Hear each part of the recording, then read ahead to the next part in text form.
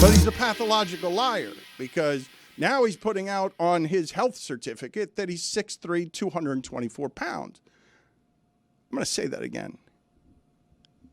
Donald Trump is telling us that he's 6'3", 224 pounds. This is true, but not surprising. What started with a royal handshake last year ended with a familiar controversy this year. In November 2024, at the opening of the Notre Dame in Paris, US President Donald Trump stood face-to-face with Prince William. Now, eagle-eyed viewers are spotting something that has been the subject of memes, debates, and late-night jokes: Donald Trump's height. The 78-year-old has claimed that he stands at a towering 6 feet 3 inches. The results of his recent physical exam released by the White House says the same.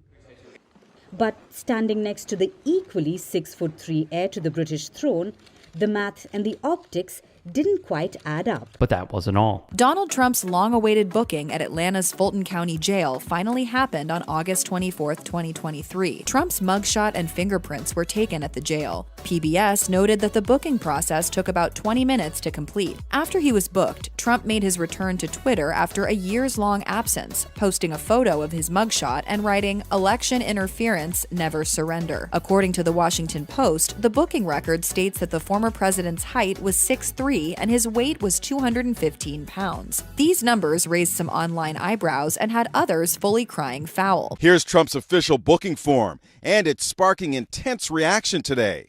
He self-reported his height and weight, 6'3", 215 pounds, and no one's buying it. 6'3", 215 pounds. I cannot independently 215 pounds? I'm going to go ahead and call, no, that is not the case. Come on now, does anybody believe he weighs 215? If he weighs 215, I weigh 102. If it is true, he'd have the same physique as NFL quarterback Lamar Jackson. And this is where it gets fun. Can you guys just roll some athletes that are 6'3", 224 pounds, or roughly thereabouts? And I know muscle weighs more than fat, but it doesn't weigh this much more than fat. Are you suggesting that Donald Trump might be lying? Pathological liar. We put up there 6'3", 225. That's wrong. It's 224. Like, he went out of his way. They're not going to believe 225. Let me make it a little more detailed. 225 sounds too clean. They're not going to believe that. Let me give you that little extra detail that pathological liars need to have. 6'3", 224 pounds. Why do you have to lie about that? Now, I understand a lot of people lie about their height and weight to make it official, though. Like, why? How can it has to be because it's pathological, right? It has to be because, like Stugatz, there's more fun in lying than there is in telling the truth. Is it all a distraction? Maybe. Is it laughable at best? Yes. Let's just go over what we know. Newsweek's Jason Lemon and Peter Aitken went through it. Trump's exams during his first admin raised some concerns, especially towards the end. His first annual physical, which was in 2020, found him to be obese with elevated blood pressure. U.S. Navy doctor Sean Connolly, Trump's physician at the time, no longer, declared the president remains healthy and had no significant changes to report from his previous annual physical. The outlet's Megan Cartwright also found two events quite telling. In April 2023, Trump would be charged in the state of New York with 34 felony counts related to business fraud. His booking doc stated he was 6'2" and weighed 240. She would add, at the time, Trump called the case an insult to our country. Then, in August 2023, Trump surrendered at the Fulton County Jail in Atlanta, Georgia, on charges of plotting to overturn the state's 2020 election results. Those records had him listed at 6'3" and weighing 215. So which one is it? Suggesting he grew an inch and lost 25 pounds. Trump would deny any wrongdoing, by the way, in that election case. Then Jules Sadoltsev, a self-proclaimed journalist, was taken aback when he saw a photo of Melania Trump, Barron Trump, and Donald Trump in January of 2024. From Jules, he wrote on Twitter, Trump is exactly 5'11". This is his words. This pic of Barron and Donald Trump makes it trivially easy to compare their heights. Trump is 458 pixels tall. Barron is 508 pixels tall. You can check, he put.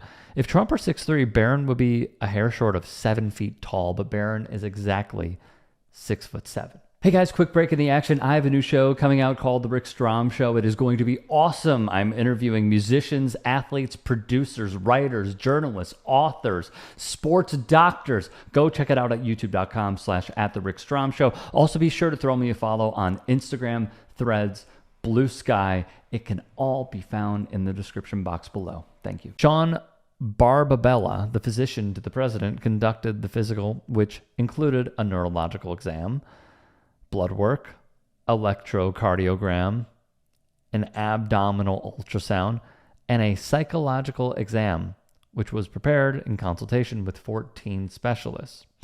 From the Post, the report also contains a Trumpian flourish. Barbabella invoked Trump's frequent victories in golf events as proof of the president's active lifestyle. I need to be clear about something before I continue. If you are playing golf and you think it's an active lifestyle, while you take your cart around and you are hardly walking ever, this has been proven, as Donald Trump has been shown to commit the ultimate cardinal sin in golf, driving the cart on the green. His course, he can do what he wants, but the cardinal sin still stands. That is not, in my view, proof of an active lifestyle, okay? There have been times where people can hardly walk, yet they play golf. Is that an active lifestyle? It could be active for your mental health, so there is wiggle room here. But the only way that golf can be active, unless you are obese or older, or you have a disability, is playing it and having mental clarity, which this man has none of, in my view. It's walking. If you walk the course, you will get a damn good workout in. You'll walk miles. To invoke this line of frequent victories in golf events, you are giving away the game, that this cannot be taken seriously. This was not needed. Was it dictated? I'll get to that in a moment. Trump, a lifelong golfer, has spent nearly 1/3 of his 83 days as president visiting his courses. Why? Because he takes our taxpayer money, as he is the president of the United States, and dumps it all into his properties. So the travel, we pay for that. The food, we pay for that. The drinks, we pay for that. The stays, we pay for that. The fees of everything in that course, we pay for that. Green fees, cart fees, the gas in the cart. And it's not just him, it's everybody that he brings with or anybody that he invites. It is all paid for. It's an all-inclusive resort on your dime. Please remember this.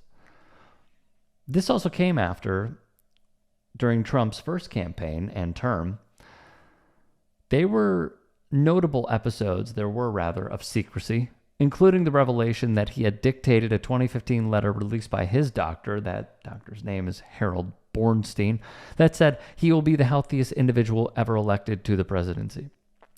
So,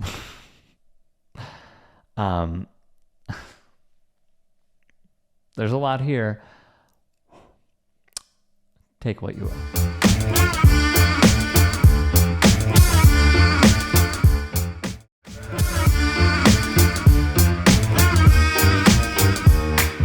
At UFC 314 in Miami, Florida, Shaquille O'Neal dapped up Republican President Donald Trump. That wasn't all. Trump went and dapped up his fellow MAGA buddy, UFC commentator and host of the Joe Rogan Experience, Joe Rogan, who said, "I'm so happy for you, sir." Trump would be followed by Elon Musk and his little human shield, Texas Senator Rafael Ted Cruz, Florida Congressman, who's probably going to run for governor, Byron Donalds, United States Secretary of Health and Human Services, Robert F. Kennedy Jr., UFC President Dana White, and more. This is what the UFC has become in the Dana White era. The crowd hoots and hollers at every move Trump makes, with loyalists cheering him on. Pathetic even feels like an understatement. In the octagon, Bryce Mitchell, a Hitler apologist, got choked out by John Silva. I honestly think that Hitler was a good guy based upon my own research, not my public education indoctrination. I really do think before Hitler got on meth, he was a guy I'd go fishing with. He fought for his country. He wanted to purify it by kicking the greedy Jews out that were destroying his country and turning them all into gays. They were gaying out the kids. They were queering out the women. They were queering out the dudes. They were, you know what her first tranny surgery ever was? Happened to be in Germany before Hitler took over. You know the books that everybody makes fun of Hitler burning? You know what the books was? Queer books. Hitler burned queer books because Hitler didn't want a bunch of queers destroying his nation. They can't produce children. But what, okay? Yeah, that guy. And how was he received prior to the event?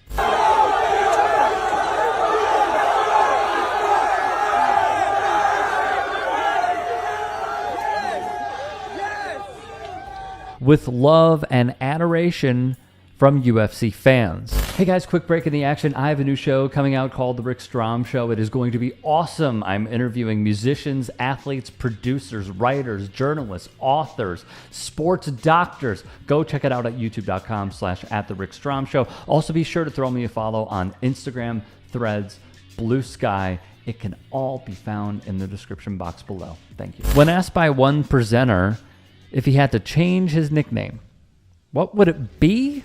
Here was Mitchell's answer. White power. You're talking about in your shots. You got power in your shots. Power in the Holy Spirit. In the build-up to the fight, Silva taunted Mitchell. I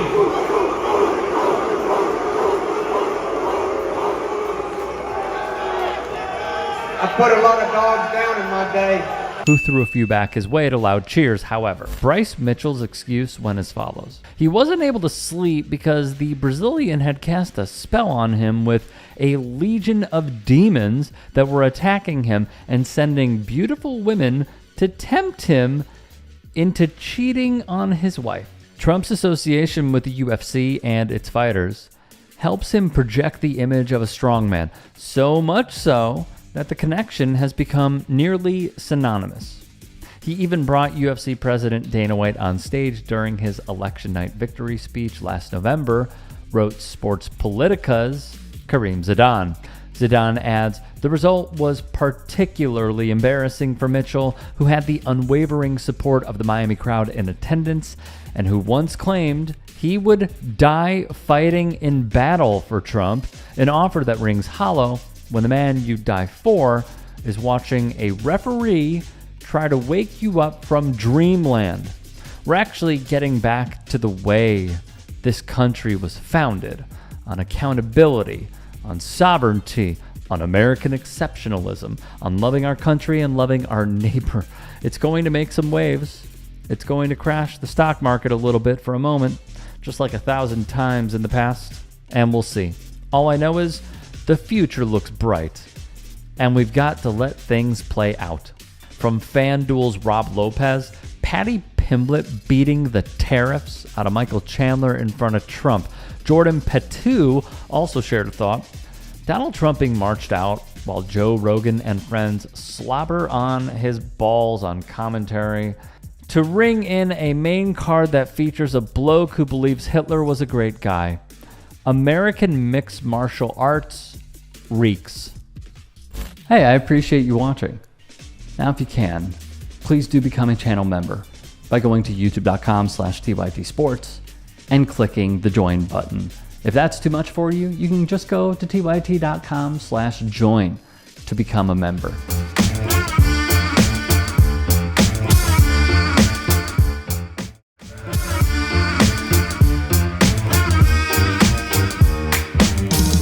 Hi.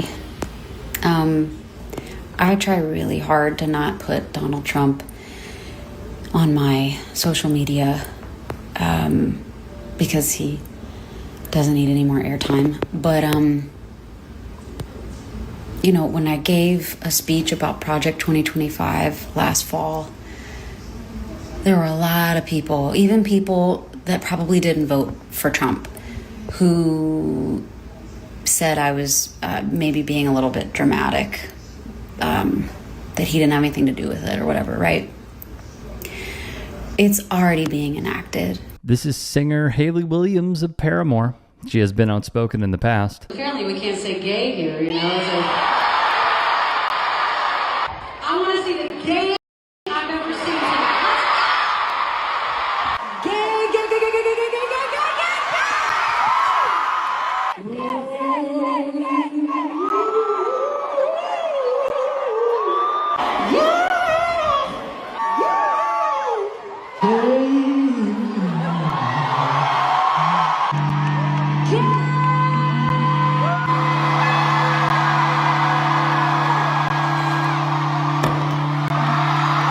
Like calling out Florida MAGA Governor Ron DeSantis over his Don't Say Gay bill. I mean, look, the only reason that I'm not moving to Florida is because apparently we can't say gay here, you know? It's like, but tonight we're going to break a record. We're going to say gay more times than we've ever said in our collective lives, okay? But that wouldn't be all. I'll be happy to tell you I'm very comfortable talking politics. And if you vote for Ron DeSantis, you're dead to me.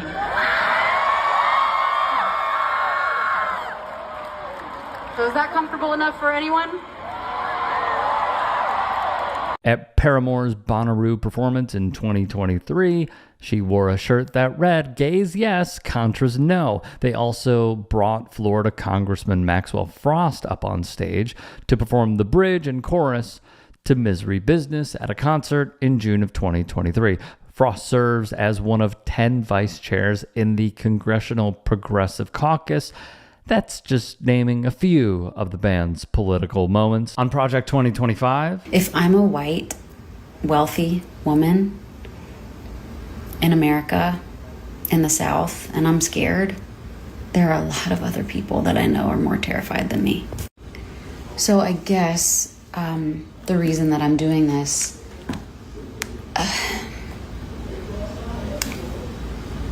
there's gonna have to be some extreme allyship when it comes to, you know, the way that this administration is talking about women. That's just the issue of women and reproductive rights and all of that is terrifying. It's like chilling.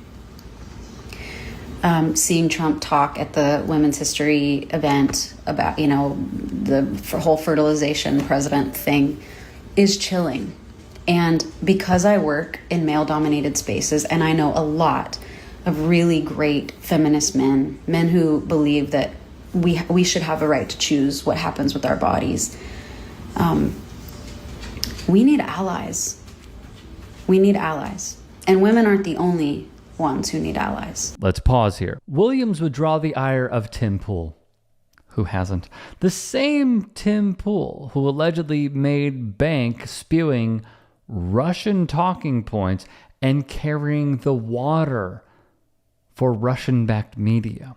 That's at least reports Wired. Shout out to Benny Johnson, by the way. What do you have to lose if the stock market falls? It's just money.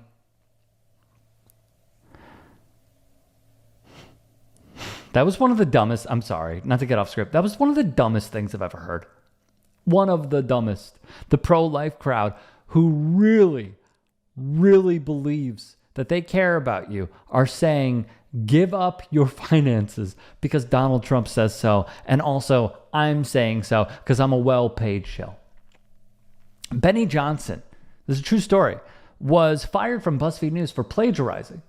He also had a glaze-filled article of the hottest or sexiest Republicans in Congress. Insane stuff. And you know who made it? Lindsey Graham. I'm just saying.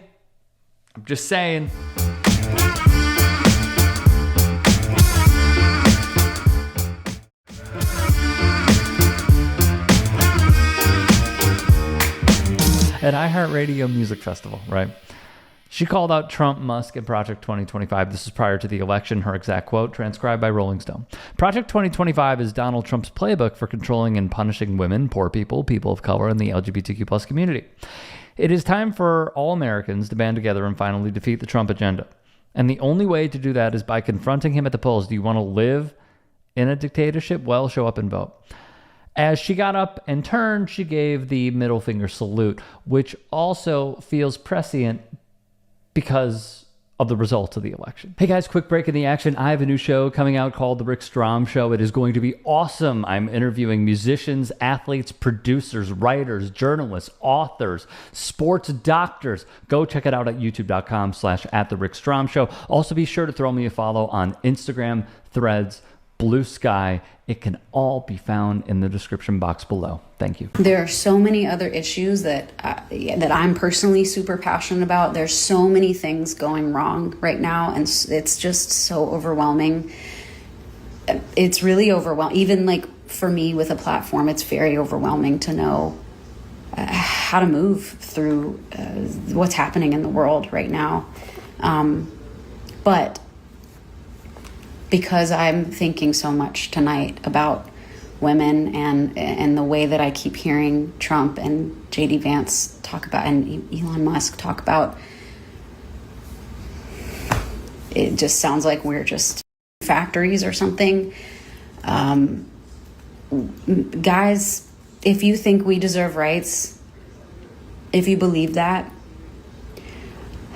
I don't know how yet. You might have to figure that out on your own, but please show up. Please show up. This is terrifying. She would continue speaking out as well, and this is very important, at the local level. From Teen Vogue's Ashley Carter.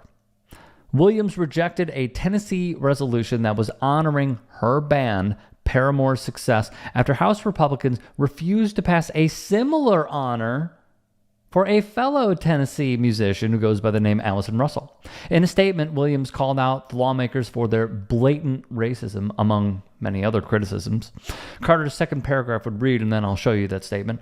After Paramore won 2 Grammys this year for Best Rock Album and Best Alternative Music Performance, marking the first time a woman-led band has ever won Best Rock Album, which is insane, by the way, that it took this long. Tennessee Rep. Justin Jones, who's awesome, put forth 2 resolutions in the state to honor the Tennessee native band, along with Grammy-winning artist Russell. House Republicans passed Paramore's honor, but they blocked Russell's. Oh.